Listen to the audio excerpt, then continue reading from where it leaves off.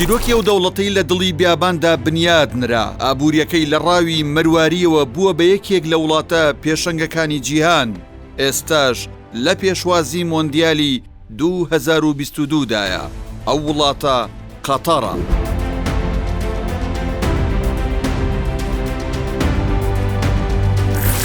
ساڵی 1970 سربەخۆیی لە بەریتانیا وەرگرتووە، ڕووبەرەکەی 11437 کیلۆمەتر چوارگۆشەیە، ژمارەی دانیشتوانەکەی 2,930,000 کەسە، لەو ڕێژەیە لە 188 غەیرە قەتەرین. ئابووری قەتەر لە سەرەدادا پشتی بەڕاوکردنی مرواری دەبەست، دواتر لە ساڵی 1949 نەوت و لە ساڵی 1997 غازی هەنار دەکرد. قەتەر لە یەدەکی غازدا بە 23 تریلیۆن و 8 ملیار مەترسێجا لە پلەی سێمی وڵاتانی جیهانە، لە ناوتیشدا پلە 13هەمی وڵاتانی گرتووە، ڕۆژانە 2,746,000 بەرمیل نەوت هەناردە دەکات.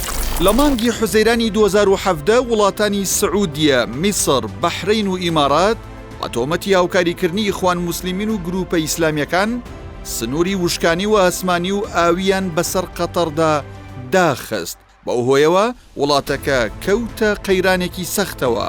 قەتەریەکان ئەو شکست و گەمارۆیان کرد بە پردی پەڕینەوە. دوای 3 ساڵ توانیان زیاتر لە 80 پێداویستی ناوخۆ بەرهەم بهێن و ئاسایشی خۆراکی خۆیان دابین بکەن. ئەمە دوای کرد بە ناچاری سعودیە و هاوپەیمانەکانی لە 2021دا باوەشیان بۆ میری قەتەر کردەوە. داهاتی تاک و بودجەی ساڵانەی قەتەر چەندە؟ بودجەی وڵاتەکە بۆ ساڵی 2022 56 ملیارد دۆلار بووە، لەو ڕێژەیەش 9 ملیارد دۆلاری بۆ کەرتی تەندروستی و خوێندن خەرج کراوە کە دەکاتە لە 170ی بودجەکە. بەمەش تەندروستی و خوێندنەکەی لە پێشەنگی وڵاتانی جیهانە.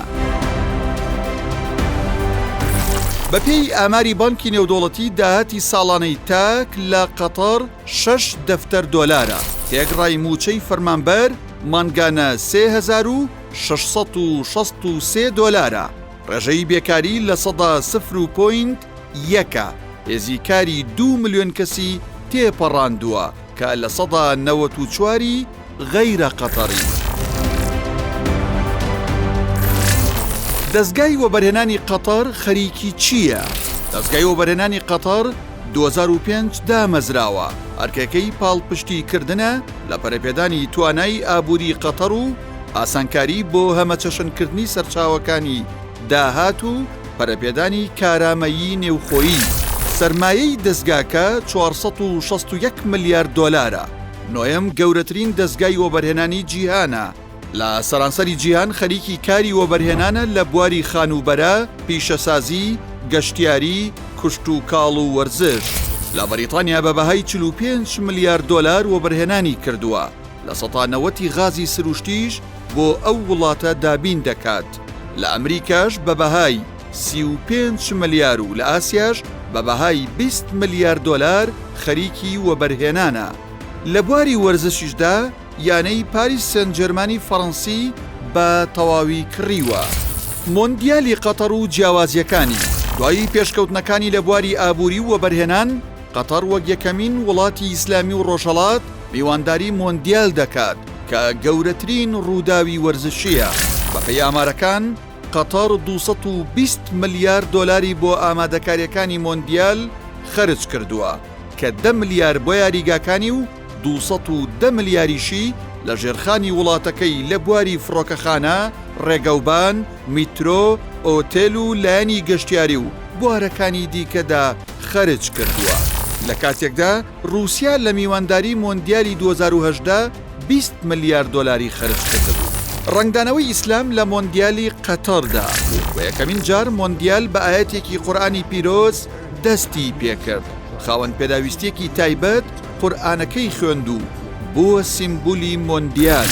تایبەتمەندێکی دیکەی مۆندیالەکە بانگێشکردنی بانخوازانی ئیسلامیە لە چەندین وڵاتەوە، لە ناویشیاندا زانای گەورە دکتۆر زاکر نایک، ئامانجەکەش گەیاندنی پەیامی ئیسلام و موسڵمانبوونی ئەو هەندەرانەیە کە هاتوونەتە قەتەر. لە ئاکامی ئەو کارشدا بەدەیان کەس موسڵمان بوونی خۆیان ڕاگەیاندووە. ئەمە جگەلەوەی وڵاتی قەتەر بانگەشەی بۆ هاوڕەگەزبازی لە وڵاتەکەیدا قەدەغە کرد، شەقامەکانیشی بە ئایەت و فەرموودە ڕازاندۆتەوە. ئامانجەکەشی سەرنجڕاکێشانی ئەو کەسانەیە بۆ ئیسلام کە سەردانی قەتەریان کردووە.